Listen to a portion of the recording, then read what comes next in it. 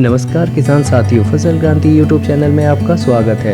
आज हम आपको अवगत कराने जा रहे हैं भारत सरकार के नए कानून से, जिससे सभी किसान होंगे लाभान्वित। कानून की संपूर्ण जानकारी देने के लिए आज हमारे साथ जुड़े हैं भारत के जाने माने अर्थशास्त्री श्री विजय सरदना जी। इससे पहले अगर आपने हमारे चैनल को सब्सक्राइब नहीं किया तो प्लीज़ इसको सब्सक्राइब करें और बेल आइकन बटन दबाना ना भूलें। अपने दर्शकों को बताना चाहूँगा, विजय सरदाना जी दिल्ली हाई कोर्ट में एडवोकेट हैं और सीडेक के मेंबर हैं। इसके अलावा सर इंडिपेंडेंट डायरेक्टर हैं नैब किसान फाइनेंशियल सर्विसेज ऑफ नाबार्ड में, और भी कई तरीके से सर कई जगहों पे एक एक्सपर्ट के रूप में काम करते हैं। कई एक्सपर्ट कमिटीज़ में सर सलाहकार भी हैं। तो आज का जो हमारा डिस्कशन का मुद्दा है, जो हमारा टॉपिक है, वो है role of new farm produce trade and commerce ordinance and its benefit to farmer and rural economy. जैसा कि आप सभी को मालूम है कि सरकार ने हाल ही में जो प्रस्ताव पास किया है कि किस तरीके से जो हमारे किसान हैं वो अन्य राज्यों में भी अपनी फसल को बेच सकते हैं। तो इसी के इर्द गिर्द हमारा खास मुद्दा रहेगा। तो मैं सबसे पहले सरदाना सर से अनुरोध करूंगा कि वो थोड़ा सा, यदि मुझसे कोई चूक हुई हो तो अपने बारे में थोड़ा सा हमारे दर्शकों को बता दें, और उसके बाद सर थोड़ा सा आप बताइए कि क्या है एक्चुअली ये मुद्दा। जहाँ तक आज के इस प्रोग्राम की बात है, सबसे पहले मैं इस सारे देश के किसान भाइयों को कहना चाहूंगा कि 70 साल बाद आज आपको एक, जिसे कहते हैं, स्वतंत्रता मिली है अपना माल बेचने का, खुद अधिकार देने का। तो इससे बड़ी क्रांति किसानों के लिए आज से पहले नहीं हुई थी। तो मुझे लगता है कि किसानों को, जो भारत सरकार के सेक्रेटरी हैं, मंत्री हैं, आपके प्रधानमंत्री हैं, इनको धन्यवाद देना चाहिए कि जो काम 70 साल से सरकारें नहीं कर पाई वो इस सरकार ने कर दिया। वो राजनीतिक इच्छा शक्ति दिखाई कि किसानों के लिए कुछ करना है।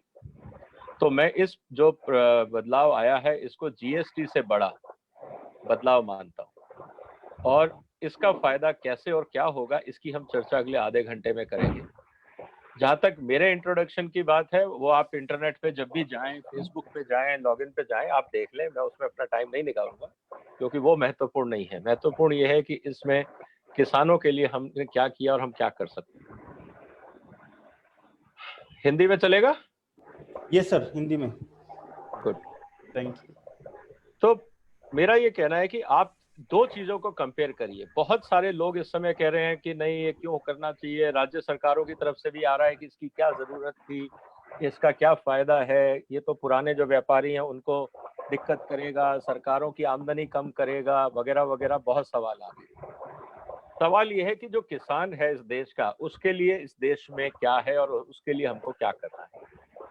क्या किसान फसल इसलिए उगा रहा है कि राज्य सरकारों की आमदनी बढ़े, या किसान फसल इसलिए उगा रहा है कि उसकी इनकम बढ़े और कंज्यूमर्स को सही दाम पे चीज मिले? पर्पस क्या है कानून का, ये हमें समझना पड़ेगा। आज तक क्या होता रहा इस देश में। दूसरा, अगर व्यापारियों को लगता है कि उनका बिजनेस कम हो जाएगा, तो भाई ये तो कंपटीशन है। अगर आज किसान समझदार हो गया और उसके कारण उसको नए रास्ते दिख गए, तो आप ये कैसे कह सकते हैं कि साहब किसान जो है वो हमेशा पुराने तरीके से ही काम करता रहे ताकि व्यापारियों का दुकानदारी चलती रहे? ये तो कोई सही नहीं हुआ। तो आज जो इस कानून में बदलाव है, इसके महत्वपूर्ण बिंदु क्या है, हम जरा उसकी चर्चा करें। सबसे पहले तो आप पुराना, अगर आप मंडी कानून उठा के देखें तो मंडी कानून की जो पहला पैराग्राफ, कोई भी कानून जब भी आप किसान भाई पढ़ें, किसी भी कानून के बारे में आपसे कोई कुछ भी बात करे तो पहली चीज आप उनसे ये कहिए कि कानून बना किस लिए। जिस मंडी कानून को लेके लोग इतना शोर करते हैं, उस कानून को अगर आप पढ़ेंगे, उसकी पहली लाइन भी पढ़ेंगे, तो वो लिखा हुआ है कि राज्य सरकारों को अधिकार है मंडी बनाने का, और मंडी कैसे चले और उसका पैसा कैसे इकट्ठा किया जाए, इसके लिए ये कानून। उसमें ना तो कहीं किसान का नाम है, ना किसान के फायदे की बात है, ना उसमें ये कहा गया है कि मंडी से किसान को क्या फायदा होगा। वो कानून सिर्फ ये था कि सरकार मंडी बनाएगी और मंडी कैसे चलानी है ये सरकार तय करेगी।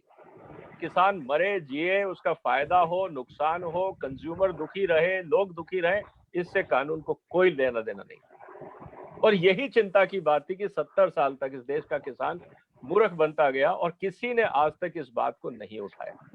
और ये चिंता की सबसे बड़ी बात है कि 70 साल तक आज तक लोग क्या करते रहे।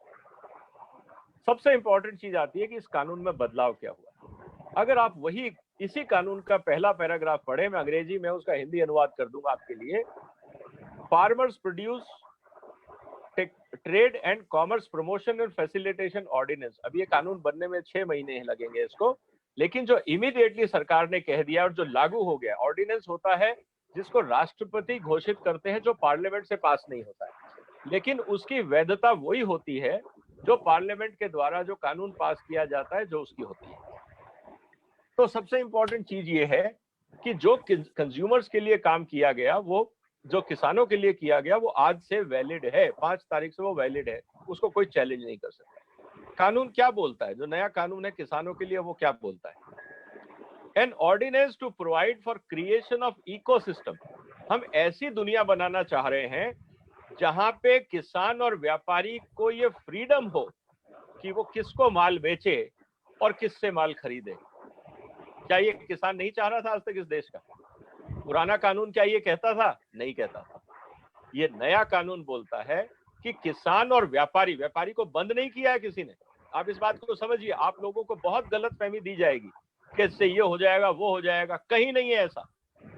इसलिए मैं आपको एक्सप्लेन कर रहा हूं, थोड़ा टाइम लगेगा, थोड़ा सब्र रखिए, आपके फायदे की बात है कि इस कानून में हम ऐसा सिस्टम तैयार करना चाह रहे हैं जिससे किसान और व्यापारी जिससे चाहे, जहां चाहे, जैसे चाहे अपना माल खरीद सकता है और बेच सकता है, ताकि जो अगर व्यापारी सही रेट नहीं दे रहा है, अगर कंपनी अच्छा रेट दे रही है, विजय सरदाना अच्छा रेट दे रहा है, कोई व्यापारी दे रहा है, कोई दुकानदार दे रहा है, किसान जिसको चाहे बेचे, ये किसान की स्वतंत्रता है। अब उसको लाइसेंसधारी व्यापारी के पास नहीं जाना है। आप समझिए, ये फ्री मार्केट कर दिया है, कंपटीशन है। कंपटीशन का मतलब जो किसान को ज्यादा सुविधा देगा, जो किसान को सही दाम देगा, जिससे किसान को लगता है कि हाँ, यहाँ मैं सुरक्षित हूँ, यहाँ मेरी बात सुनी जा रही है, मेरे को सही दाम मिल रहा है, किसान उसी से डील करे। ये कहा गया है सिंपली, चाहे वो विद इन स्टेट हो या इंटर स्टेट हो। अगर आज मैं हरियाणा का किसान हूं और मैं दिल्ली का व्यापारी हूं, आप हरियाणा में है, मैं दिल्ली में हूं, आज मैं खरीद सकता हूं, चाहे वो अंबाला है, चाहे चंडीगढ़ है, चाहे पंचकुला है, चाहे कुछ भी है, मुझे कोई नहीं रोकेगा, क्योंकि मैं किसान से डायरेक्ट बात कर रहा हूं। और किसान भी चाहे हरियाणा का किसान है, लेकिन अगर वो सीधा कर्नाटक में माल बेचना चाहता है और उसकी बासमती कोई कर्नाटक का व्यापारी खरीदना चाहता है, आपको अपनी लोकल मंडी में जाने की जरूरत नहीं है, आप उस व्यापारी से डायरेक्ट डील कर सकते हैं। ये है इस कानून की ताकत। तो किसानों के लिए जो दुनिया पहले अपनी लोकल मंडी होती थी, आज उसने पूरी दुनिया किसान के लिए खोल के रख दी। और इससे बड़ा बदलाव, इससे अच्छी बात किसानों के लिए नहीं हो सकती। दूसरी बात, क्या हमने मंडियों को खत्म कर दिया है, एपीएमसी को? नहीं, हमने किसी को खत्म नहीं किया। अगर किसान मंडी के अंदर जाके माल बेचना चाहता है, व्यापारी को देना चाहता है, वो स्वतंत्र है। व्यापारी किसान से माल खरीदना चाहता है, मंडी के अंदर स्वतंत्र है। पुराना कानून अभी भी लागू रहेगा, लेकिन मंडी की 4 दीवारी के अंदर। अब आप ये नहीं कह सकते कि आप खेत में माल क्यों नहीं बेच सकते। किसान अपना माल खेत में भी बेच सकता है, खेत के गेट पे भी बेच सकता है, बाहर की सड़क पे भी बेच सकता है, किसी के घर जाके भी व्यापार कर सकता है, किसी के दुकान में, किसी के वेयर हाउस में, किसी के कोल्ड स्टोर में, किसी की फैक्ट्री में, आप जहां चाहे इस कानून के माध्यम से बेच सकते हैं। लेकिन अगर किसान एपीएमसी मंडी में जाता है तो वहां पे एपीएमसी का कानून लगेगा। उस कानून को हमने खत्म नहीं किया है, सरकार ने खत्म नहीं किया है, कानून ने खत्म नहीं किया है। इसका मतलब अगर किसान को लगता है कि नहीं, अभी की मंडियां अच्छी हैं, हमें व्यापारी अच्छी सेवा दे रहा है, अच्छे रेट दे रहा है, बाहर अच्छा रेट नहीं मिल रहा है, आप जरूर पुरानी मंडी में, एपीएमसी में जाइए। ये आपको सोचना है कि आपका फायदा कहाँ है। इस बात को ध्यान रखिए। बहुत से लोग कहेंगे एपीएमसी मंडी खत्म हो जाएगी, ये हो जाएगा, वो हो जाएगा। गलत फहमी में ना आए, ऐसा कुछ नहीं है। मंडियां अपनी जगह रहेंगी और मंडी के बाहर का व्यापार, नया व्यापार खोल दिया गया। उसका कारण सिंपल है कि कोई भी किसान को एक्सप्लॉइट ना करे, किसान की मजबूरी का फायदा ना उठाए। मंडी के अंदर अगर किसानों को अगर दिक्कत होती है, रेट नहीं मिलता है, तो वो बाहर आके बेच सकता है। अगर बाहर का आदमी उसको तंग करता है तो वो वापस मंडी में जा सकता है। ये सुविधा किसान को दे दी गई है। अब किसान को फैसला करना है कि उसके लिए क्या सही है। सरकार किसान के साथ है। तीसरी बात यह है कि जितना भी आपका सिस्टम है, जैसे आपको अभी तक क्या होता है, फिजिकल ट्रेडिंग होती है, अभी हम बात कर रहे हैं ई नाम की, अभी हम बात कर रहे हैं बाकी चीजों की। कल को नई कंपनियां आएंगी, नए एक्सचेंजेस आएंगे, इंटरनेशनल एक्सचेंजेस आएंगे। कहने का मतलब यह है कि जब यह व्यापार खुल गया, अब आप देखेंगे कि बहुत सारी ऐसी नई कंपनियां आएंगी जो किसानों को कहेंगी, भाई साहब आप माल हमको दे दो, हम आपको अच्छा रेट देंगे, आप हमारे साथ अरेंजमेंट कर लो, हम आपको बेटर रेट देंगे, या आप हमारी तरह का टमाटर उगाओ, जैसा हम चाहते हैं, जैसा आलू चाहते हैं, जैसा प्याज चाहते हैं, आप हमें लगाइए, हमें दीजिए, हम आपको एडवांस पेमेंट देते हैं, हम आपसे ये सुविधा देते हैं, हम आपको ये करते हैं। कहने का मतलब ये है कि अब किसान के पास ताकत आई। अभी तक क्या था, पूरे बाजार की ताकत व्यापारी के हाथ में थी। इस कानून से वो ताकत निकल के अब व्यापारी की जगह किसान के हाथ में आ गई। अब किसान जिससे चाहे जैसे चाहे डील करे। ये किसान को इस कानून की हकीकत को समझना होगा। इसलिए मैं कह रहा हूं कि ये जो क्रांति आई है किसानों के लिए 70 साल में पहली बार, इसके लिए आपको सरकार को धन्यवाद देना चाहिए कि सारे पॉलिटिकल प्रेशर, सारी राज्य सरकारें, सारी व्यापारी वर्ग का प्रेशर था कि कानून मत लाइए, लेकिन सरकार किसान के साथ खड़ी रही। तो मैं ये कहूंगा कि ये किसानों के लिए बहुत अच्छी बात है। अब आगे चलते हैं कि और क्या है इसमें। इमीडिएटली 5 तारीख को यह कानून साइन किया था राष्ट्रपति महोदय ने। तुरंत सेम डे जैसे ही उन्होंने साइन किया, विद इमीडिएट इफेक्ट कानून लागू हो गया। तो आज अगर किसान अपने आसपास, आपको लगता है कि कोई अगर आप वीट वाले किसान हैं, अगर आपके आसपास कोई वीट मिल है, आप सीधा उससे बात करिए कि भाई साहब आपको गेहूं चाहिए, मेरे पास है। आप चावल वाले हैं, आपको चावल चाहिए, मेरे पास है। आप मंडी मत जाइए, आपको क्या जरूरत है मंडी जाने की, मैं आपको देने को तैयार हूं।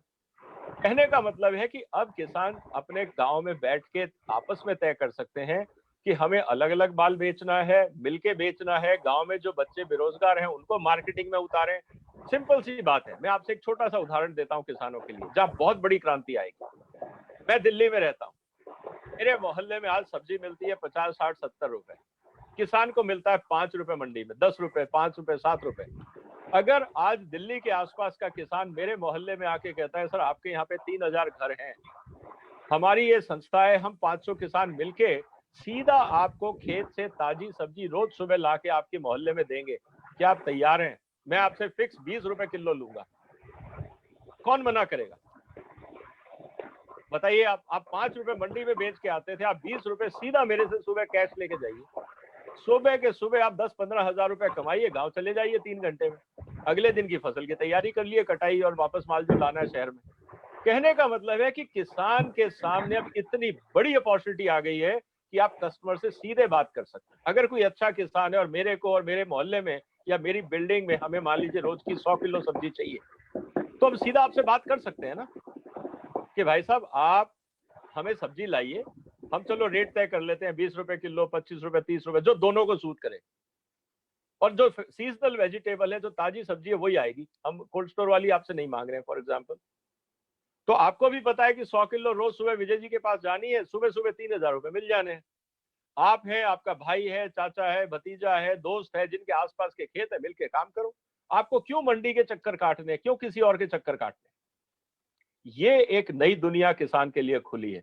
और इस कानून के हिसाब से मैं किसान से सीधा खरीद सकता हूं और किसान मुझको सीधा बेच सकता है। मुझे ना इसमें लाइसेंस चाहिए एपीएमसी का, ना मुझे मंडी जाना है।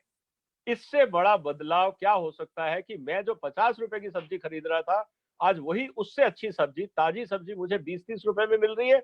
और जो किसान 5 रुपए में बेच रहा था, किसान को उसी सब्जी के 20 रुपए मिल रहे हैं। किसान का 10-20 रुपए का फायदा, मेरे 10-20 रुपए की बचत। नुकसान किसका हुआ? दोनों खुश हैं। ये है इस कानून की ताकत, और किसानों को इस बात को समझना होगा। दूसरा, अब आगे चलते हैं कि इस कानून की थोड़ी बारीकियों में मैं जाता हूं। कानून ये कहता है कि कोई भी फूड प्रोडक्ट हो, चाहे वो प्रोसेस्ड हो, नेचुरल हो, आप उसमें डील कर सकते हैं। ऐसा नहीं है कि मैं गेहूं उगा रहा हूं तो करूं नहीं करूं, चावल कर रहा हूं तो करूं नहीं करूं। आपके पास जो भी है, जो खेत में उगता है, आपके फार्म पे उगता है, वो आप ट्रेड कर सकते हैं। ये इस कानून ने आपको ताकत दे दी।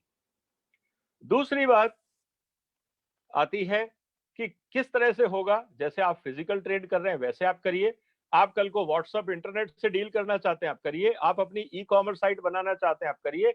आपको electronic platform, future market, spot market, one two one, direct selling, दुनिया में जितने तरह से व्यापार हो सकता है आपको सारी आजादी।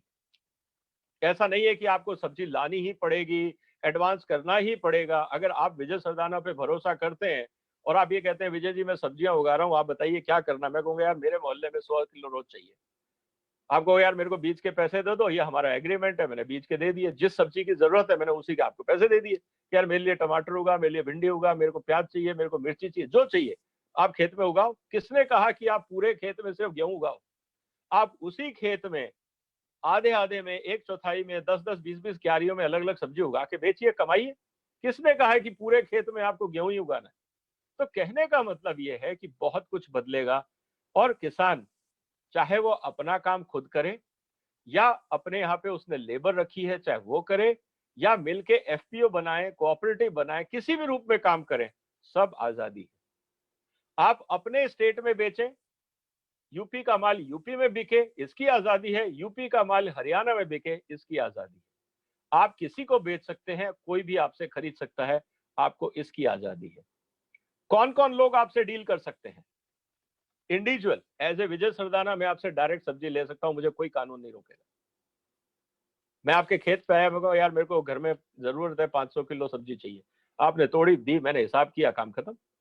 मुझे मंडी नहीं जाना। पहले ये था कि नहीं आप डायरेक्ट किसान से नहीं ले सकते, आपको आजादपुर मंडी जाना पड़ेगा। मजाक क्या होता था, नोएडा का किसान माल का सब्जी काट के जाता था आजादपुर मंडी, और उसी नोएडा का दुकान वाला, रेस्टोरेंट वाला वापस जाता था उसी के साथ साथ आजादपुर मंडी, और वहां से सब्जी खरीद के वापस नोएडा लाता था। ये मजाक नहीं था इस देश में तो क्या था कि नोएडा का व्यापारी नोएडा के किसान से डील नहीं कर पा रहा, गाजियाबाद का व्यापारी गाजियाबाद के किसान से डील नहीं कर पा रहा, दोनों मंडी जा रहे हैं और दोनों माल उठा के वापस वहीं ला रहे हैं। ये कौन सा धंधा था काल तक काम करने का? ना देश का फायदा, ना किसान का फायदा, ना कंज्यूमर का फायदा।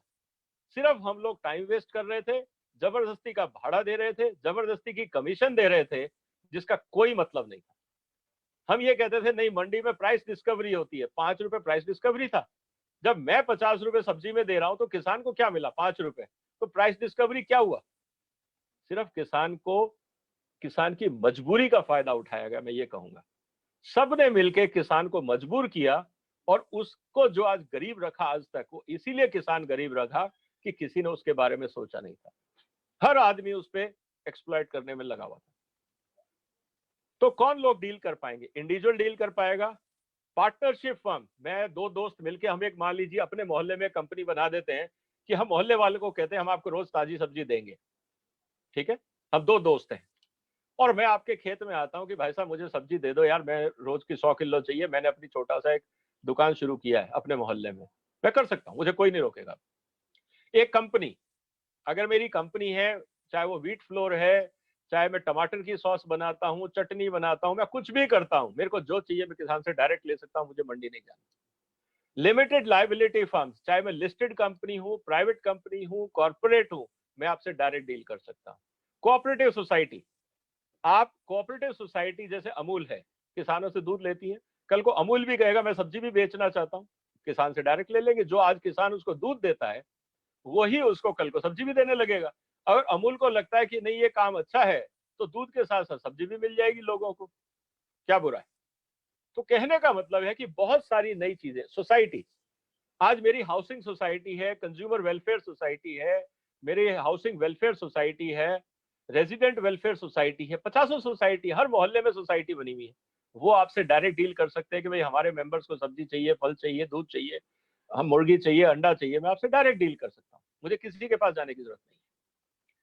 और कोई भी संस्था जो भारत सरकार में रजिस्टर्ड है, जिसकी हम ट्रैक कर सकते हैं, लोग कहते हैं रजिस्ट्रेशन की क्यों जरूरत है? मैं लाइसेंस और रजिस्ट्रेशन में फर्क है, मैं लाइसेंस की बात नहीं कर रहा हूं, रजिस्ट्रेशन की बात कर रहा हूं।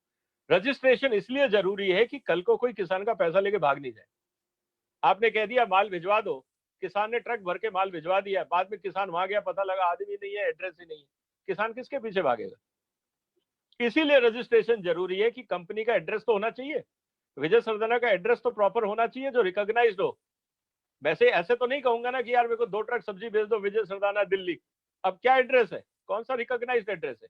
या मैंने गलत एड्रेस से आपको चीज मंगा ली, आपने वहां माल भेजा, मैंने वहां से ट्रक ले लिया और ट्रक लेके मैं कहीं और चला गया, आप गए पैसे ढूंढने के लिए वापस, पता लगा यहाँ तो विजय सरदाना रहता ही नहीं है, यहाँ कोई है ही नहीं, ये तो खाली जगह पड़ी है, तब आप क्या करोगे? इसीलिए रजिस्ट्रेशन जरूरी है ताकि किसानों के साथ कोई धोखाधड़ी ना हो। लाइसेंस नहीं है, रजिस्ट्रेशन है, इस बात को हमें समझना पड़ेगा। अब बात आती है कि आप कहां पे व्यापार कर सकते हैं। अभी तक तो सिर्फ एपीएमसी मंडी थी, अब आप व्यापार कहां पे कर सकते हैं? आपकी लोकेशन जो है, एरिया जो है, आपका फार्म गेट, आप अपने खेत में, मतलब खेत के दरवाजे पे भी आप कर सकते हैं। फैक्ट्री में, आप मेरी फैक्ट्री अगर है तो मेरी फैक्ट्री में भी आके आप कह सकते हैं विजय जी मैंने 5000 टन या 500 टन टमाटर उगाया, आपको चाहिए क्या? मैं कहूंगा ठीक है यार भिजवा दे। आपने टमाटर भिजवाया, भेज दिया, ना मैं आपके खेत आया ना मैं मंडी के, आप मेरे आए, मैंने अपने फैक्ट्री में आपसे डील कर लिया, ये अलाउड है। वेयर हाउस, गोडाउन में माल पड़ा है आपका, हम दोनों गए, आपने कहा सर ये मेरा माल पड़ा है, आपको चाहिए देख लो, मैंने सैंपलिंग की, मुझे लगा यार माल पसंद है, कितने का दिया, हिसाब किया, वहीं पे मैंने कहा ठीक है ये पैसे पकड़ो, माल उठाओ अपनी फैक्ट्री ले जाओ। तो ऐसा नहीं है कि मुझे आज वेयर हाउस से वापस माल निकाल के पहले मैं मंडी ले जाऊं और वहां पे ऑक्शनिंग होगा, यहाँ नहीं होगा। ये काय को खर्चा करना बेकार का? जब माल पड़ा है, सामने पड़ा है, दोनों बेचने वाले और खरीदने वाले आमने सामने है, तो मंडी की क्या जरूरत है आपको? क्यों खर्चा कर रहे हो किसान का और व्यापारी का, या खरीदने वाले और बेचने वाले का? ये बेकार के खर्चे बनाए गए थे। तो आज आप वेयर हाउस में भी कर सकते हो, साइलो में भी कर सकते हो। साइलो में 5000 टन माल पड़ा है किसी के पास, वही डील कर लीजिए आप, और ये निकाल के बोरी भरना कोई जरूरी नहीं है। कोल्ड स्टोरेज, आपने आलू रखा हुआ है, टमाटर रखा हुआ है, सब्जियां रखी हुई है कोल्ड स्टोर में, आप कहोगे साहब ये मेरा 3000 टन आलू पड़ा है यहाँ पे, आप देख लीजिए और डील कर लेते हैं। कोल्ड स्टोर में ही आप डील कर लीजिए कि हाँ ठीक है पसंद है, बोल हिसाब किताब, पैसे पकड़, माल मेरा, काम खत्म। कहाँ जाना है, किसके चक्कर काटने हैं? कुछ नहीं करना है। कोई भी प्लेस, सड़क पे, दुकान में, घर में, रेस्टोरेंट में, आप कहीं पे भी व्यापार कर सकते हैं। ये इस कानून ने फैसिलिटी दी है आपको।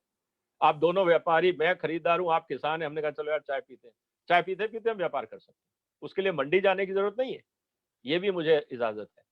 लेकिन एक सावधानी हमें रखनी है कि हम कहां नहीं कर सकते ये काम। ये कानून कहां अप्लाई नहीं होगा? ये कानून अप्लाई नहीं होगा जब आप मंडी की दीवार में, एपीएमसी मंडी के बाउंड्री वॉल के अंदर हैं, वहां एपीएमसी का कानून चलेगा। आप उस बाउंड्री वॉल से बाहर आ जाओगे तब ये कानून लगेगा। तो मैं एपीएमसी के गेट के बाहर तक इस कानून से काम कर सकता हूं।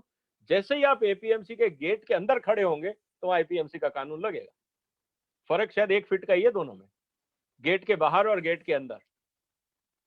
तो ये आपको सोचना है एज ए किसान कि जहां आपको सही लगे, आपको लगता है नहीं यार बाहर रेट सही नहीं चल रहा है, मंडी के अंदर सही चल रहा है, मंडी में जाइए, कोई जरूरत नहीं है बाहर डील करने की। आप देखिए कि आपका फायदा किधर है। दूसरा, प्राइवेट यार्ड, अगर कहीं पे किसी ने प्राइवेट यार्ड बनाए हैं एज ए कंपनी, लाइसेंस लेके कि साहब हम प्राइवेट मंडियां बनाते हैं, वो उसकी प्राइवेट प्रॉपर्टी है, वहां ये कानून नहीं लगेगा। वहां पे वही लगेगा जिसके तहत उस प्राइवेट मंडी को ये व्यापार करने की सुविधा दी गई है। तो जो एग्जिस्टिंग मंडियां हैं, चाहे वो सरकारी हैं, कोऑपरेटिव हैं, प्राइवेट हैं, जो एग्जिस्टिंग सिस्टम है हमने उसको नहीं छेड़ा है। इस बात को आप समझिए, हमने किसी के व्यापार पे कोई नुकसान नहीं किया है। हमने सिर्फ किसान को ये ताकत दी है कि आप जहां चाहें काम करें। ये कानून किसानों के लिए, व्यापारियों के लिए या कंपनियों के लिए नहीं है। इस बात को आप समझिए। अगर कंपनी सही रेट नहीं देती है, आप मंडी जाइए। सरकारी मंडी रेट नहीं देती है, प्राइवेट जाइए। प्राइवेट मंडी सही नहीं देती है, जिस व्यापारी जो रेट सही दे रहा है उसकी दुकान पे, घर पे, रेस्टोरेंट पे, चाय पे, कहीं पे बैठ के आप धंधा कर लीजिए। किसने मना किया आपको? तो ये उसके लिए है। तो कहने का मतलब ये है कि इससे आपको, अब वो व्यापारी से कहीं का हो, आप फोन पे भी, आपको भरोसा है मेरे से, हम फोन पे भी काम कर सकते हैं कि सर मेरे को इतना माल चाहिए। ये हमारे और आपके बीच की अंडरस्टैंडिंग है। अगर आपको मेरे पे भरोसा है व्यापार करिए, अगर आपको मेरे पे भरोसा नहीं है मत करिए, ताकि आपका धोखा ना हो। तो किसानों को जागरूक होना पड़ेगा। दूसरी बात आती है कि हम जो भी काम कर रहे हैं, जैसा मैंने आपको एक्सप्लेन किया कि फिजिकल मार्ग में भी हो सकता है, इलेक्ट्रॉनिकली भी हो सकता है। और एक चीज की जरूरत है आज कि कौन कैसे डील करेगा जब आप इलेक्ट्रॉनिकली, देखिए जब आप आमने सामने डील कर रहे हैं तब तो कोई दिक्कत नहीं है, 2 किलो आलू पड़ा है या 200 किलो आलू पड़ा है, मैंने आपसे भाव किया, आपको पैसे दिए, माल लिया, मैं चला गया, यहाँ कोई डिस्प्यूट नहीं। लेकिन अगर मान लीजिए मैं इलेक्ट्रॉनिकली डील कर रहा हूँ इंटरनेट पे, ई कॉमर्स पे, कल को हो सकता है अमेजन पे आप आलू बेचने लग जाए एज ए किसान, आप अपना अकाउंट खोल लीजिए किसी भी ई कॉमर्स साइट पे और लिख दीजिए मेरे खेत में इतनी सब्जी है, जिसको चाहिए ऑर्डर करे। हो सकता है बहुत से लोग ऑर्डर कर दे, अगर आप डिलीवरी दे सकते हैं तो ये नया काम शुरू हो जाएगा और बहुत सारी ई कॉमर्स कंपनी आपके खेतों तक आएंगी कि भाई साहब अब डायरेक्ट हमसे डील करो ना, हम काहे को मंडी जाएं, और वो कहेंगे कि हमारे पास ताजी सब्जी खेत से है, हम आपको दे सकते हैं इतने रुपए में, तो आपका फायदा। तो कहने का मतलब है कि सारे रास्ते खुल गए, लेकिन जो कंपनियां और जो लोग आमने सामने नहीं हैं और व्यापार करना चाहते हैं, उनका पैन नंबर जरूरी होगा। जैसा मैंने कहा कि हम किसी किसान को धोखे में नहीं रखना चाहते कि सामने वाला कौन है। पैन नंबर से कम मुझे ये पता लग जाएगा कि जो आदमी खरीद रहा है, कल को वो पैसे लेके भागता है तो उसको पकड़ तो सकूं। अगर वो किसान को जो उसने कहा है वो पूरा नहीं किया और किसान ने माल दे दिया, उसने आधी पेमेंट करी और आधा कहता यार मैं कल कर दूंगा और वो गायब हो गया, तो उसको पकड़ा कैसे जाएगा? ऐसे बेईमान लोग भी समाज में हैं और रहेंगे, उनसे भी हमें किसानों को बचाना है। इसीलिए पैन नंबर जरूरी है। बहुत से लोग ये लिख रहे हैं अखबारों में पैन नंबर की क्या जरूरत है, ये तो फिर एक तरह का लाइसेंसिंग सिस्टम हो गया। अगर कल को कोई किसान का सामान लेके भाग जाता है, आप उसको कैसे पकड़ेंगे? ना आपके पास उसका एड्रेस है, ना आप उसको जानते हो। कम से कम पैन नंबर जब बना है तो सरकार ने उसकी पूरी जानकारी अपने पास रखी है, उसका एड्रेस, वो कौन है, कहाँ रहता है, उसका मोबाइल नंबर, उसका आधार नंबर, उसका बैंक अकाउंट नंबर, सारी जानकारी सरकार के पास है। भाग के कहाँ जाएगा वो? कहाँ तक भागेगा वो? कहने का मतलब है कि हमें किसानों को भी सुरक्षित रखना है। व्यापार अगर हम खोल रहे हैं तो हमारे दिमाग में ये बात भी है कि किसानों के साथ धोखाधड़ी करने वाले लोग भी होंगे, उनको कैसे निकाला जाए बाहर। पहली बात तो हम उनको घुसने नहीं देना चाहते। अगर वो गलती से घुस भी गए और किसान से उन्होंने धोखाधड़ी कर भी ली, तो वो भाग के ना जाए, वो पकड़े जाए, उनको बराबर कानून की सजा मिले, ये प्रावधान भी पूरे किए गए हैं। तो ये बात हमें समझनी पड़ेगी ताकि कोई किसान से धोखाधड़ी ना करे। फिर बात आती है मार्केटिंग फीस को लेके कि साहब ये सब करने में भी तो हम मंडी में जाते थे, कोई 5% लेता था, कोई 6% लेता था, कोई 4% लेता था, अब यहाँ कितनी फीस लगेगी? कोई फीस नहीं लगेगी, फ्री है। ये सरकार ने सुविधा आपके लिए फ्री कर दी कि जब आप कंज्यूमर और बायर के साथ डील करते हैं, आपको कोई ट्रांजैक्शन फी देने की जरूरत नहीं है, कोई मंडी फी नहीं है किसी की नाम पे, ना वो मार्केट फी, ना सेस, ना लेवी, चाहे किसी भी नाम से, किसी भी नाम से आप किसान से या बायर से इसका पैसा नहीं ले सकते। ये तो किसान, सरकार कहेगी जी अब आप ठीक है, आपने सेस नहीं लिया, लेकिन आप एजुकेशन सेस के नाम पे, बिजली के नाम पे, सड़क के नाम पे, महिला विकास के नाम पे, किसी के नाम से भी आपको चिपका सकते थे। इस कानून में ये कहा गया ऐसा आप कुछ नहीं करेंगे। किसान और व्यापार के बीच की बात है, आप बीच में नहीं आएंगे, कोई बीच में नहीं आएगा। किसान डिसाइड करेगा कि उसको क्या बेचना है, बस जो उसने रेट तय किया वो पूरा पैसा किसान को मिलना चाहिए। उसके बीच में ना सरकार अपना हिस्सा मांगेगी, ना कोई व्यापारी कमीशन मांगेगा, ना कोई तीसरे आदमी की जरूरत है। तो अगर किसान ने कहा कि मेरा आलू 100 रुपए किलो है, तो पूरा 100 रुपए किसान के खाते में या हाथ में दिया जाएगा। ऐसा नहीं है कि साहब 99 रुपए दे रहे हैं, 1 रुपए आपका ये काट लिया, कोई नहीं कटाई होगी। और ये किसान इस बात को ध्यान रखें कि ऐसे बहुत से लोग होंगे जो कहेंगे नहीं नहीं इसमें तो ये भाड़ा लगेगा और ये लगेगा और वो लगेगा। कानून की तरफ से नहीं है, जो मांग रहा है वो अपने लिए मांग रहा है, सरकार ने कुछ नहीं मांगा है आपसे, इस बात को आप ध्यान रखिए। कभी कभी लोग सरकार के नाम पे, मैं देखता हूँ किसानों को ये कहा जाता है जब वो पेस्टिसाइड बीज लेने जाते हैं कि बीज के दाम तो है ही है, इस पे 10% टैक्स है, इस पे ये है, किसानों को मूर्ख बनाया जाता है और उनसे और पैसे ऐंठे जाते हैं। एमआरपी पे तो माल दिया ही दिया जाता है, ऊपर से और चार्ज कर लेते हैं। ये किसान की अज्ञानता है, ये उसकी मजबूरी है कि वो पढ़ा लिखा नहीं है। लेकिन इस कानून में ऐसा कोई प्रावधान नहीं है कि कोई आपसे 5 पैसे भी मांग सके। तो इस बात का ध्यान रखिएगा कि आपको किसी को कुछ नहीं देना है। हाँ, मैं आता हूं आपके पास और मैं कहता हूं यार मैं तो इतने पैसे लूंगा, आपके और उसके बीच की बात है, सरकार ने कुछ नहीं मांगा आपसे। अगर आप 4 आदमी रखते हैं जो आपका माल शहर में बेचे और आप उनको खुद अपनी जेब से कमीशन देना चाहते हैं, वो आपके ऊपर है, लेकिन सरकार ने आपसे कुछ नहीं मांगा। उसके बाद बात आती है, जो महत्वपूर्ण बात है वो ये आती है कि आपका जो प्राइस इंफॉर्मेशन है, कभी कभी एक बहुत बड़ा चिंता की बात है कि आज बाजार भाव क्या चल रहा है। आज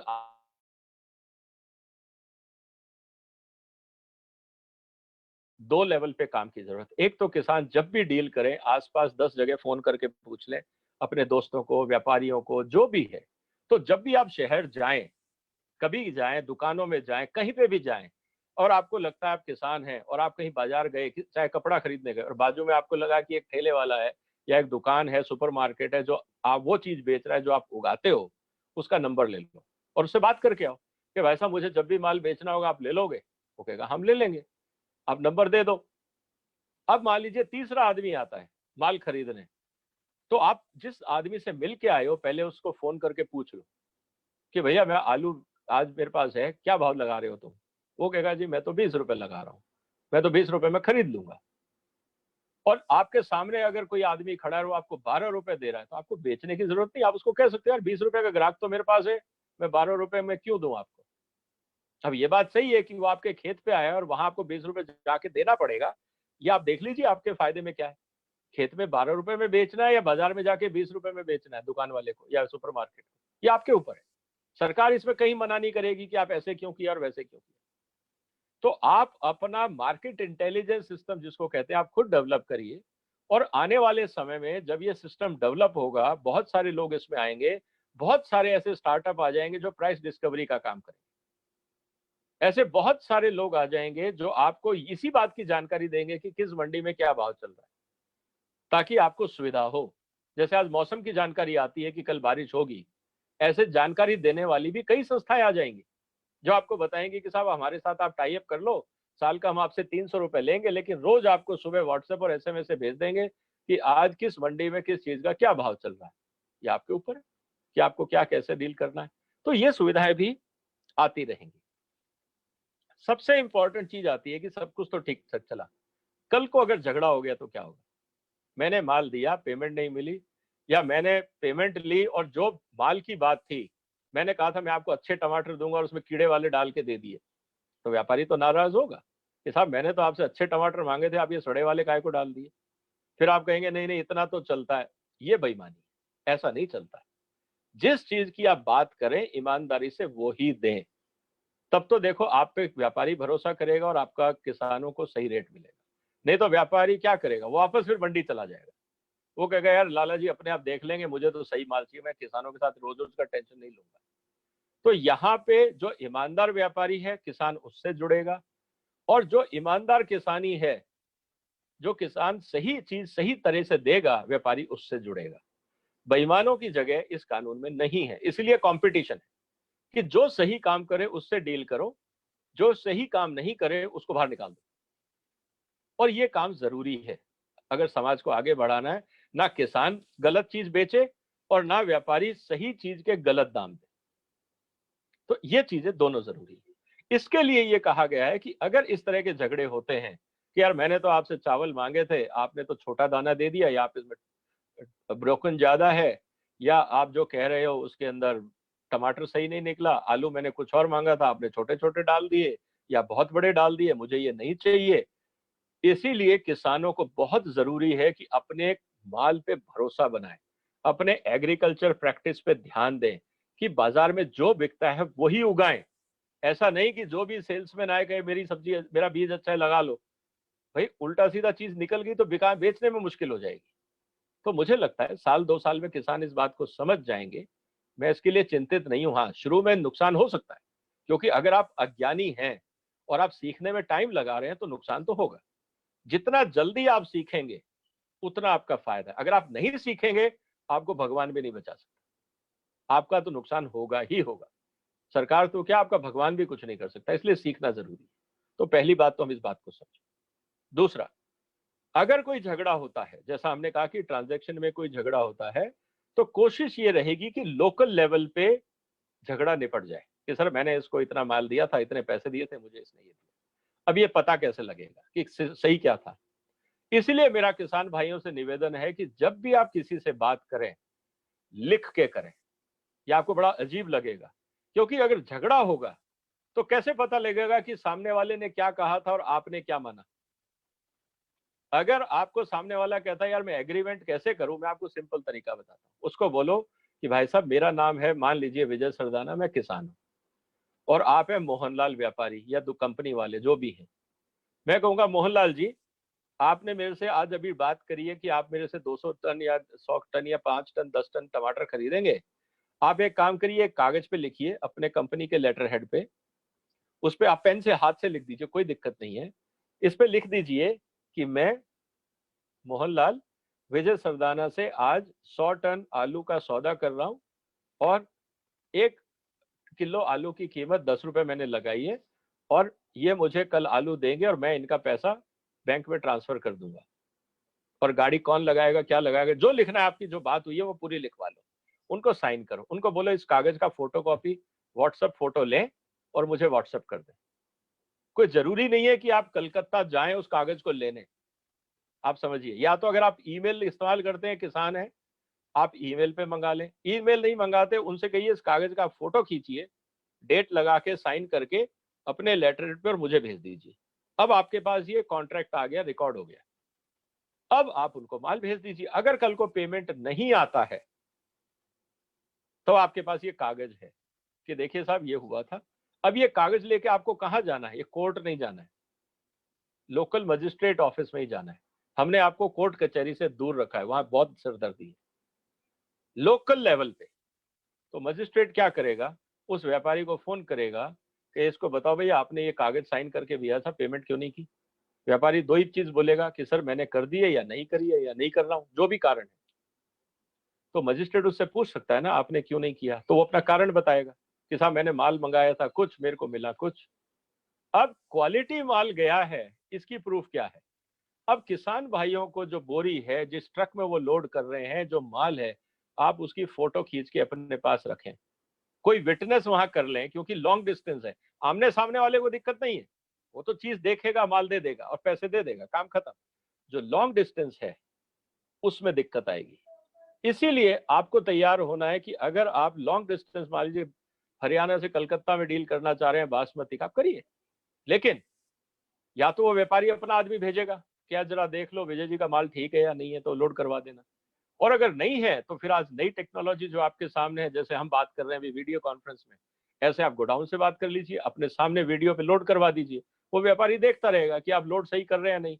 जब भी वो कहेगा यार इस बोरी में से परखी में डाल के जरा माल दिखा, आप वही परखी डालो, कैमरे के सामने ले जाओ कि देखो सर ये वाला माल है। जैसे हम वीडियो कॉन्फ्रेंस कर रहे हैं, तो लोडिंग अनलोडिंग के समय, वेयर हाउसिंग के समय भी तो आप वीडियो कॉल ऑन कर सकते हो, किसने मना किया। तो सुविधाएं सब है, टेक्नोलॉजी सब है, इस्तेमाल करना सीखना पड़ेगा। तो जब इस तरह के झगड़े होंगे तो आपको लोकल एसडीएम लेवल पे ही जाना है, आपको कहीं आगे नहीं जाना है। और जो भी झगड़ा हुआ है एसडीएम ऑफिस में आप जाएंगे, 30 दिन के अंदर झगड़े को निपटाना जरूरी है, ये एसडीएम की जिम्मेवारी। या तो एसडीएम उसको व्यापारी को फोन करके कहेगा आप विजय जी का पैसा दीजिए, या तो व्यापारी पैसा देगा, नहीं देगा तो उसके खिलाफ कानूनी कार्रवाई होगी, क्योंकि अब तो एसडीएम साहब भी इन्वॉल्व है, अब किसान अकेला नहीं लड़ रहा है। एसडीएम साहब उसके खिलाफ जो भी नोटिस होगा कानूनी कार्रवाई शुरू कर सकते हैं।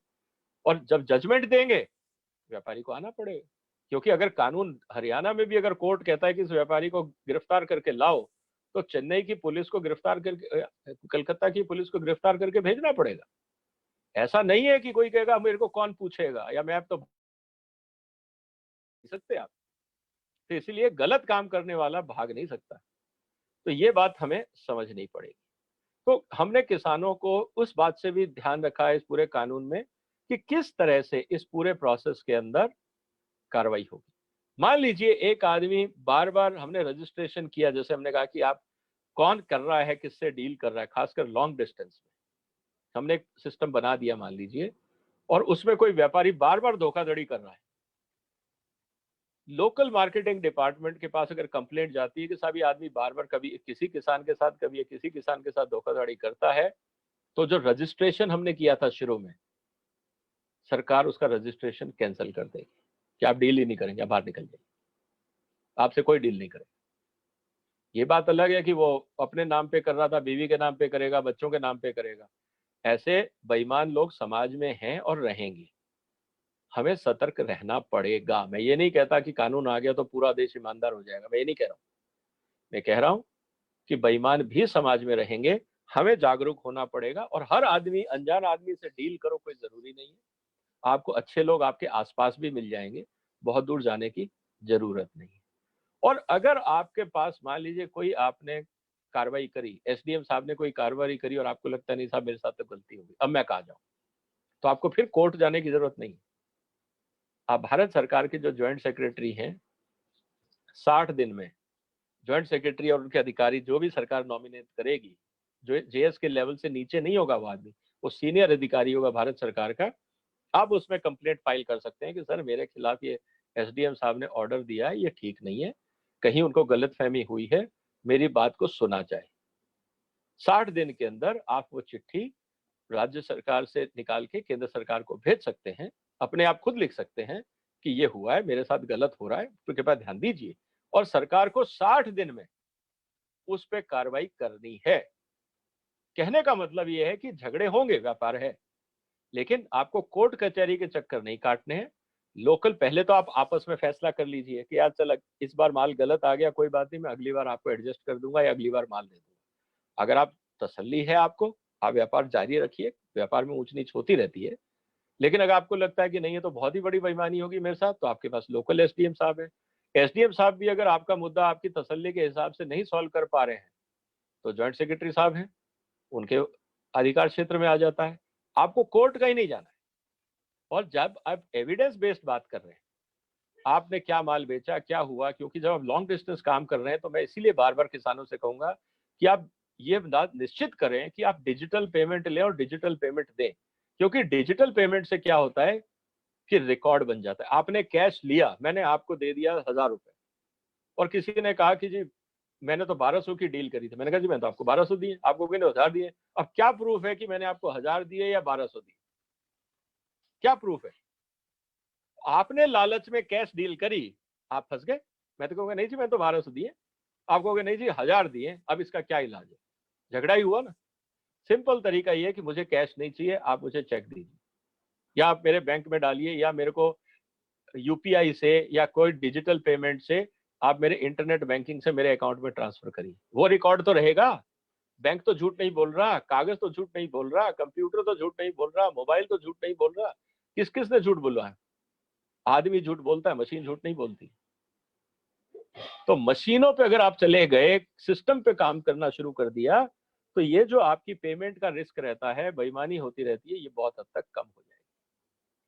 और अगर मान लीजिए कोई आदमी गड़बड़ करता है, कानून को तोड़ने की कोशिश करता है, किसान को पहली बात धोखा देता है, या कहता है नहीं जी इसमें तो कमीशन लगती ही है, हम तो लेते ही हैं, या कोई ऐसा काम करता है जो इस कानून के प्रावधान के विपरीत है, ऐसे इंसानों पे 25,000 रुपए से लेकर 5 लाख रुपए तक के जुर्माने का प्रावधान है। ऐसा नहीं है कि आप कहोगे अच्छा सॉरी, सॉरी से काम नहीं चलेगा, फाइन तो देना पड़ेगा। और ये चीज इंपॉर्टेंट है, ये हमें समझना पड़ेगा। और बाकी जो चीजें हैं कि जो भी इस तरह के काम किए जाएंगे, उसका पर्पस ये है, एक चीज आप बात सुन लीजिए कि सरकार ने जो ये कानून बनाया है, ये बनाया है किसानों के लिए। और अगर किसान खुद ही जागरूक नहीं होंगे और किसान ही कहेगा चलता है यार, क्या करना है, पढ़ के जो चल रहा है सब ठीक है, ऐसे ही चलने दो, कौन मगजमारी करे, कौन दिमाग लगाए, अपना तो ऐसे ही चलेगा, फिर आप उम्मीद मत करिए कि सरकार आपके लिए कुछ करेगी। क्योंकि बिना मरे तो स्वर्ग भी नहीं मिलेगा। अगर आपको व्यापार का फायदा उठाना है, तो आपको कुछ तो सीखना पड़ेगा। अज्ञान आदमी, अनाड़ी आदमी कहां तक दुनिया में आगे बढ़ पाएगा? तो अगर आपको दिक्कत आ रही है, कोई बात नहीं, आपके घर में बच्चे होंगे, आपका कोई पढ़ा लिखा भतीजा होगा, भांजा होगा, बेटियां होंगी घर में, बहू होगी, कोई तो पढ़ा लिखा होगा समाज में आसपास, उसकी सहायता लीजिए। ओवरनाइट आप सारा रातों रात एकदम विद्वान हो जाएंगे, ये तो कहीं नहीं होता। हमें भी 30 साल हो गए पढ़ते हुए, आज भी लगता है कि बहुत कुछ नहीं आता है। तो मैं ये मानता हूं कि ओवरनाइट कोई नहीं सीखता, लेकिन सीखना तो पड़ेगा अगर आगे बढ़ना है तो बहुत सारी चीजें हैं। लेकिन एक बात तो है कि जो इस सरकार ने और सेक्रेटरी साहब ने जो आपके लिए काम कर दिया, secretary agriculture, minister agriculture, prime minister, 70 साल में आजादी के बाद आज 72 साल हो गए, बाकी सरकारें क्यों नहीं कर पाई?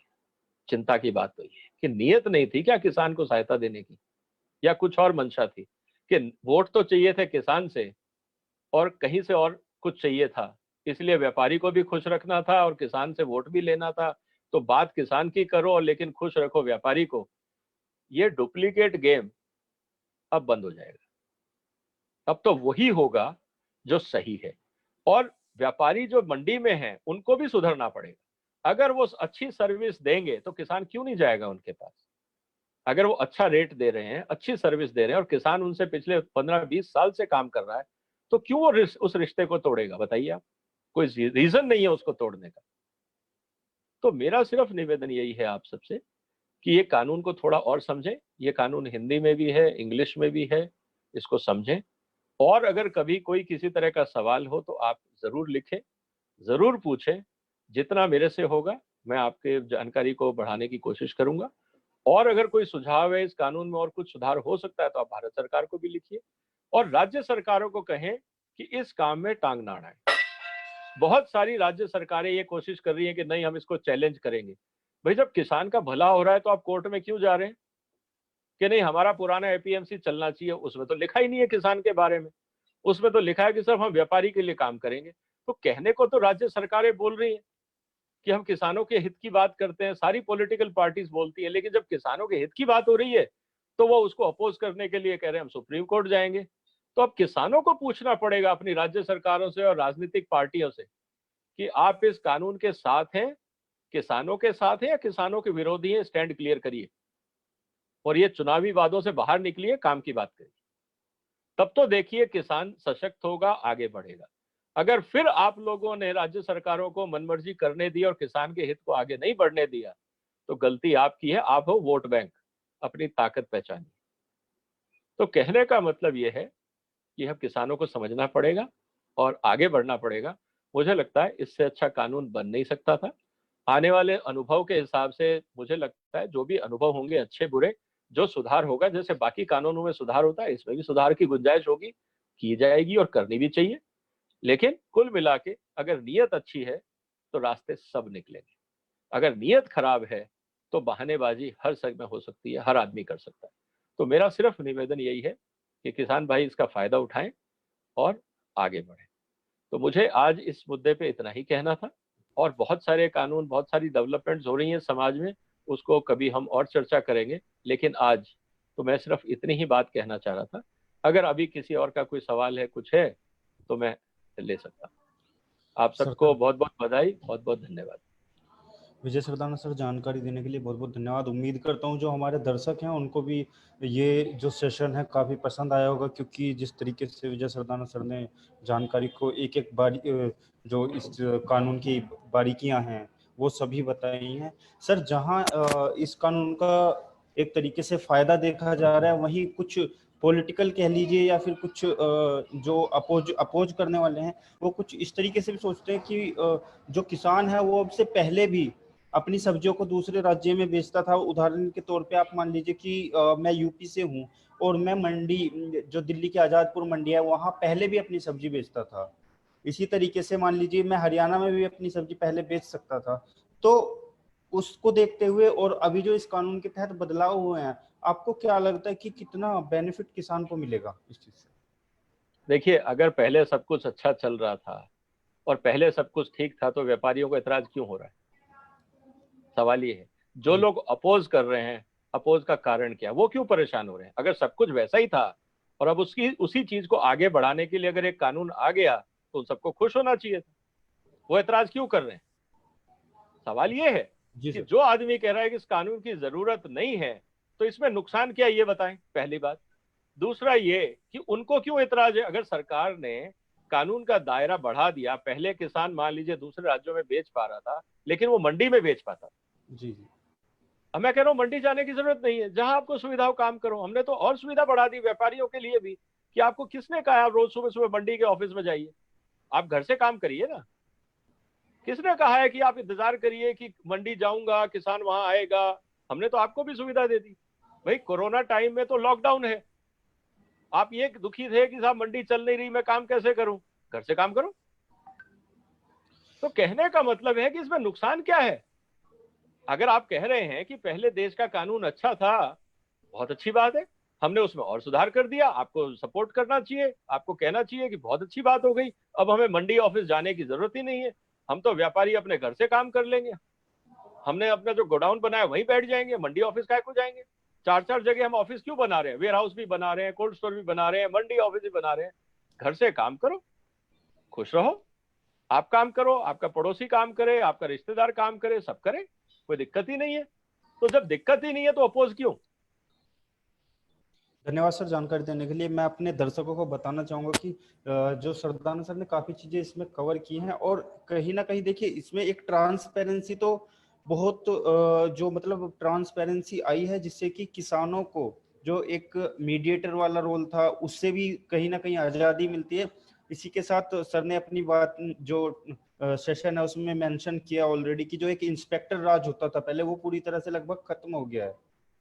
तो कहीं ना कहीं उससे भी किसानों को छुटकारा मिलता है। सर एक हमारे दर्शक का सवाल है कि जो मान लीजिए किसी किसान ने अपना प्रोड्यूस जो एग्रीकल्चर प्रोड्यूस है वो बेच दिया, लेकिन उसकी पेमेंट का क्या सिस्टम है, किस तरीके से उसको पेमेंट मिलेगी?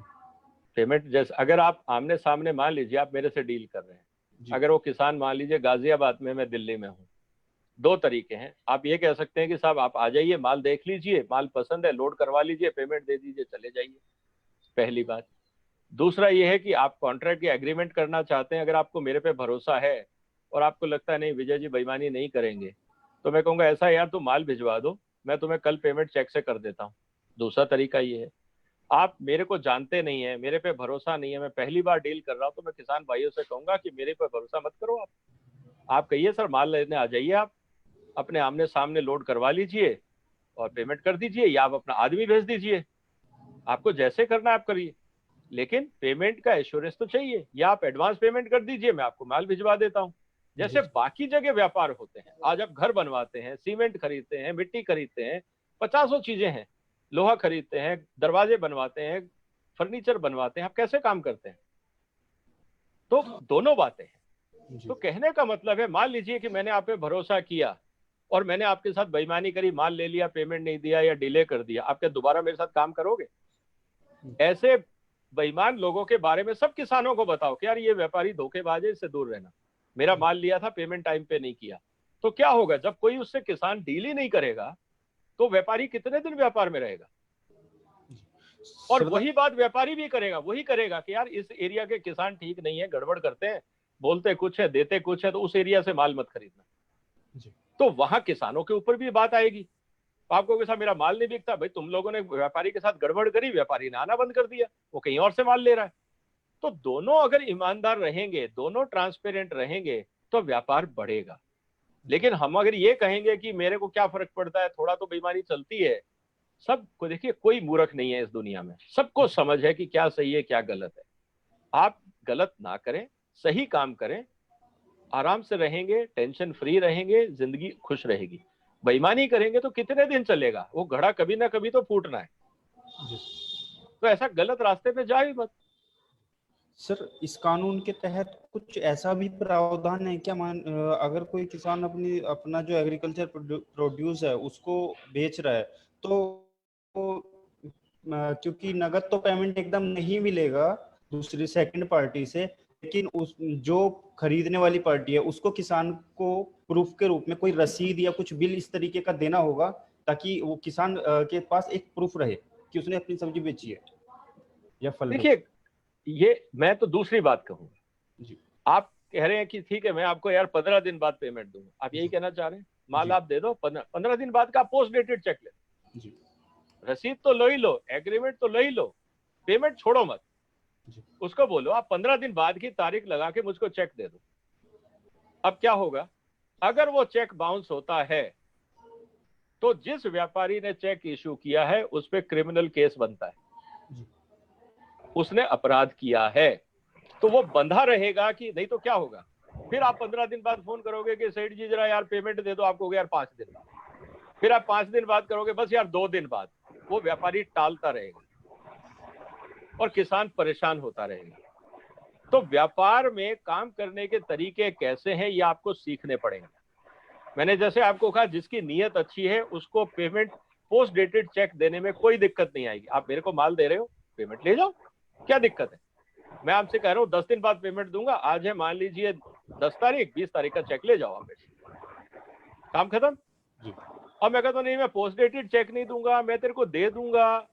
क्यों भाई, क्या गड़बड़ है? नीयत में कुछ खोट है क्या? समझिए आप इस बात को। आप क्यों नहीं कमिट करना चाह रहे हैं? आप क्यों भाग रहे हैं जिम्मेवारी से? ऐसे लोगों से बच के रहें, ऐसे लोगों से काम ना करें।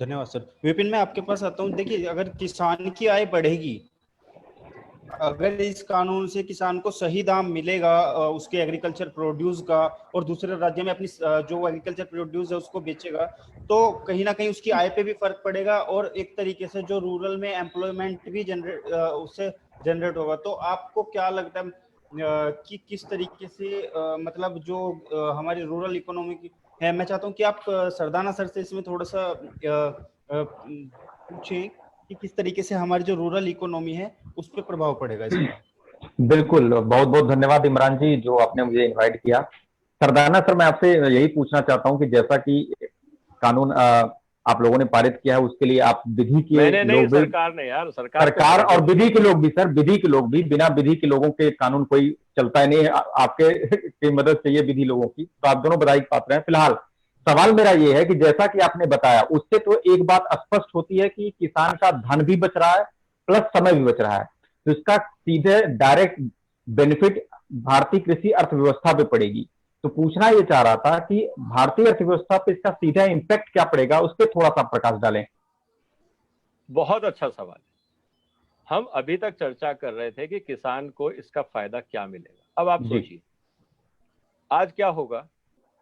मेरे को लगता है कि अब मैं किसान से डायरेक्ट डील कर सकता हूं। मुझे पता है कि किसान छोटा है और किसान शायद अपना 500 किलो, 20 किलो, 100 किलो माल रोज सब्जी लेके शहर नहीं आ पाएगा। तो मैं क्या करूंगा, मेरे को बिजनेस अपॉर्चुनिटी चाहिए। आज मैं टेक्सटाइल के काम में हूँ, मैं स्टील के काम में हूँ, मैं प्लास्टिक का काम कर रहा हूँ, और मैं गांव से हूँ लेकिन दिल्ली में रह रहा हूँ। लेकिन मैं क्या करूंगा, अब मैं वापस अपने गांव जाऊंगा, वहां पे अपने किसानों की मीटिंग बुलाऊंगा, कहूंगा यार देखो तुम दिल्ली से 50 किलोमीटर दूर हो, एक काम करते हैं, मैं यहाँ पे एक गोडाउन और एक छोटा कोल्ड स्टोर बना रहा हूँ, ठीक है, तराजू वराजू सब यहाँ लगा रहा हूँ। तुम एक काम करो, सब्जी उगाओ, ये गेहूं चावल सब छोड़ो, एफसीआई के चक्कर में मत रहो, सब्जी उगाओ। रोज सुबह मेरी जीप आएगी, उसमें प्रॉपर ढंग से ग्रेडिंग करके, क्वालिटी करके, तुम एक काम करो, क्रेट में भर के जीप में लोड कर देना। जिसने जितनी सब्जी दी यहाँ कांटे पे तोल लेना। ये मेरा भतीजा है, भाई है, चाचा है, या तुम में से ही कोई आदमी है, गांव का ही बच्चा है, ये हिसाब लिख लेगा कि यार मोहनलाल ने 20 किलो दी, सोहनलाल ने 17 किलो दी। जिसने जितनी सब्जी दी वो वहां लो, उसको छोटे बड़े में ग्रेड कर लो, मिर्ची अलग, पालक अलग, छोटा साइज अलग, बड़ा साइज अलग करके क्रेट भर के सुबह मैं जीप भेजूंगा, भेज दो। 1 घंटे में जीप मेरे पास सुबह 8 बजे तक पहुंचा देना। और मैं मेरे मोहल्ले में ही, जहां मेरे दोस्त रहते हैं, बिजनेस वाले रहते हैं, ऑफिस के लोग रहते हैं, सबको मैं कह दूंगा यार रोज सुबह मैं आपके यहाँ पे 200 किलो का सेल लगा दूंगा, रोज आप आइए और मेरे से 25 रुपए किलो सब्जी ले लो, ठीक है। और किसान भाइयों से मैं ट्रांसपेरेंट वे में कहता हूँ यार एक काम करूंगा, मैं तुम्हें 20 रुपए दूंगा, 5 रुपए मेरा भी खर्चा है, 4 पैसे मुझे भी कमाए। किसान भी कहेगा बढ़िया है ना यार, मैं 5 रुपए में बेच रहा था, 20 तो मिल रहा है। और मेरे मोहल्ले में मुझे पता है कि मेरी सब्जी 50 रुपए में बिक रही है, और मैंने कह दिया यार 30 रुपए में मैं दूंगा। अगर किसान को मैं 20 रुपए दे रहा हूं और कंज्यूमर को 30 रुपए में दे रहा हूं, 10 रुपए किलो में मेरे पास रख रहा हूं, तीनों खुश है ना। बिल्कुल बिल्कुल सर। किसान का रास्ता निकल गया। अब हर शहर के आसपास हर जगह किसान है। ऐसा तो है नहीं कि दिल्ली से सब्जी बेंगलोर ही जानी है या बेंगलोर से दिल्ली आनी है। आज नासिक से प्याज आता है, मैं प्याज गाजियाबाद में नहीं उगा सकता। तो मेरी जरूरत है, किसने कहा आपको गेहूं चावल उगाओ और सरकार के एफसीआई को देखो, एमएसपी के रेट को देखते रहो, किसने कहा ये सब करने के लिए? आज तक क्योंकि आपके पास व्यापार नहीं था, आप हर चीज सरकार की तरफ देखते थे। तो क्या हुआ, मैंने गोडाउन लगा दिया, मेरे दोस्त ने देखा यार विजय ने तो काम अच्छा कर लिया, मैं भी कर सकता हूं। मैं मेरे गांव गया, मैंने एक गोडाउन वहां लगा लिया।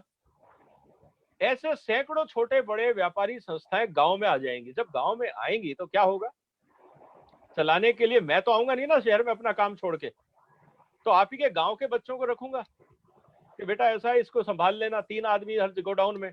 तो अगर 1000 गोडाउन खुलते हैं, 3000 लोगों को काम मिला, भाड़े वाले को काम मिला, ग्रेडिंग को काम मिला, सब्जी ढंग से पैकिंग होनी है तो पैकिंग वाले को काम मिला, मेरे को अगर उसके अंदर प्रीमियम देना है, मैं उसमें कुछ और करना चाहता हूं तो उसको काम मिला। हर भाई फ्री में तो कोई काम नहीं करेगा ना, गांव में मजदूरी भी बढ़ेगी, ग्रेडिंग के लिए भी आदमी लगेगा, पैकिंग के लिए भी लगेगा, कोई ट्रक वाला भी होगा, कोई ठेले वाला भी होगा, कोई हार्वेस्टिंग वाला भी होगा।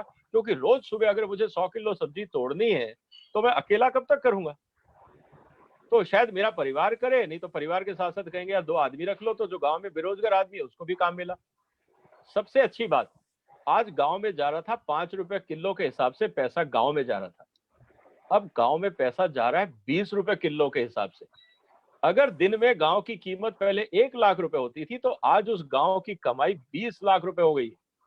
आप समझिए, ये 20 लाख रुपए जब गांव में जाएगा तो गांव वाला नोट तो नहीं खाएगा ना, अब वो क्या करेगा, एजुकेशन पे पैसा लगाएगा, हेल्थ पे पैसा लगाएगा, मोटरसाइकिल खरीदेगा, साइकिल खरीदेगा, नए कपड़े खरीदेगा, नया मोबाइल खरीदेगा, कुछ तो करेगा उस पैसे का।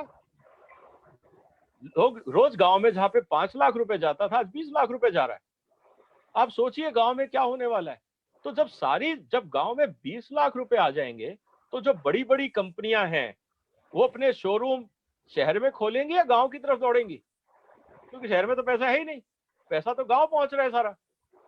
तो सारे लोग गांव जाएंगे, एजुकेशन वाले पहुंचेंगे, हेल्थ केयर वाले पहुंचेंगे, लैब्स पहुंचेंगी, फोटोकॉपी वाला जाएगा, इंटरनेट वाला जाएगा, कौन नहीं जाना चाहेगा, पैसा किसको बुरा लगता है।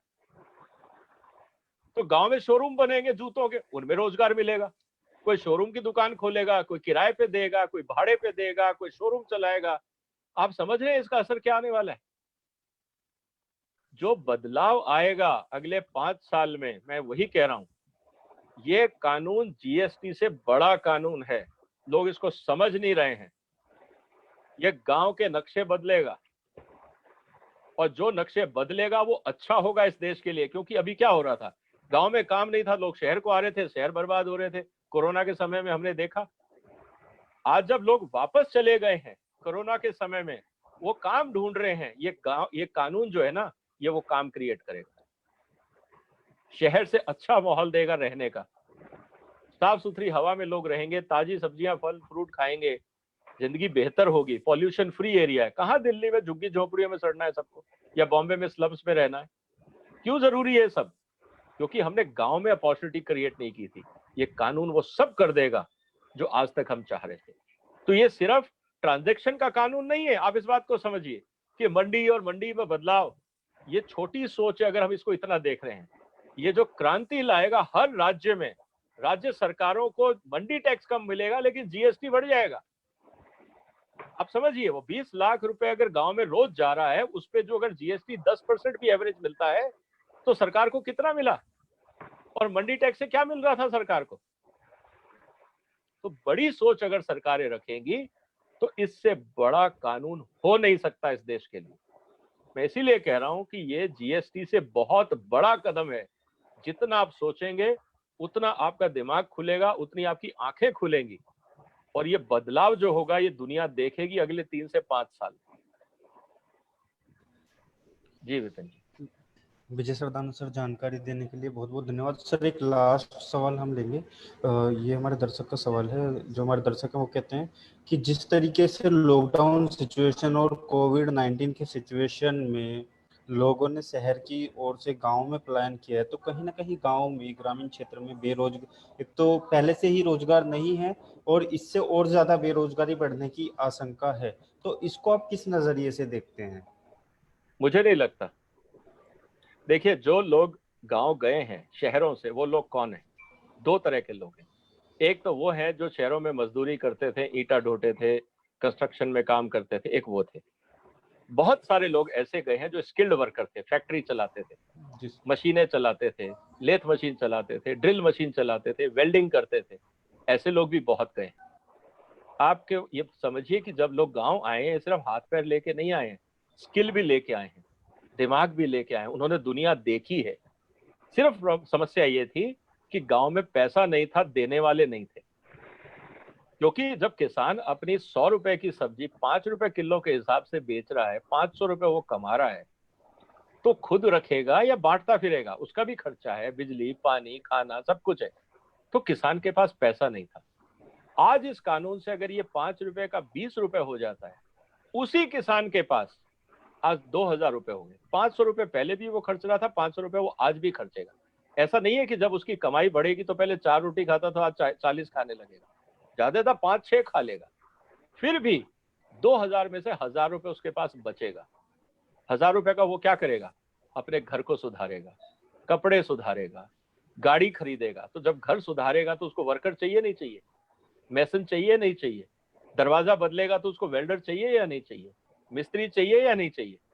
तो जो लोग गांव से, शहर से गांव गए हैं, वो खाली नहीं बैठेंगे।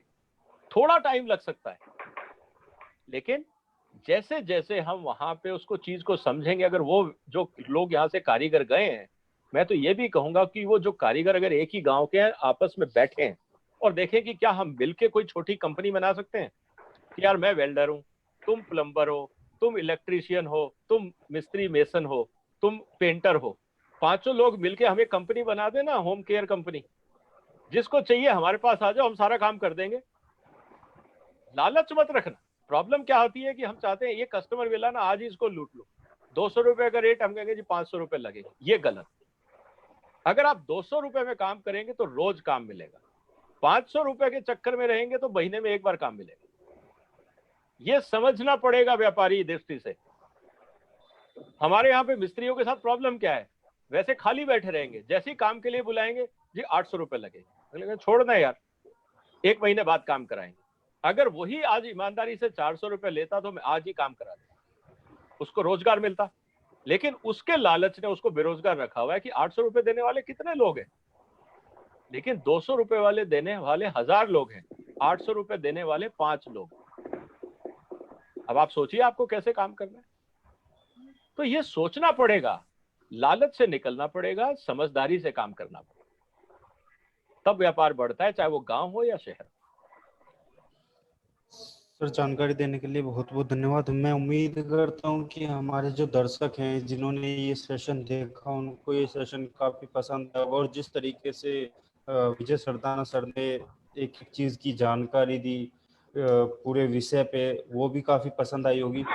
मैं विजय सरदाना सर आपसे कहना चाहूंगा, जिस तरीके से आपने ये सेशन फसल क्रांति के साथ किया है, इसी तरीके से आप कुछ और सेशन हमारे साथ करें, ताकि जो हमारे किसान हैं या हमारे जो एंटरप्रेन्योर हैं, जो ग्रामीण क्षेत्र में अपना काम कर रहे हैं, उनको और अधिक जानकारी मिल सके, जो उनके राइट्स हैं, जो उनसे संबंधित चीजें हैं, और ज्यादा चीजों के बारे में वो जान सकें।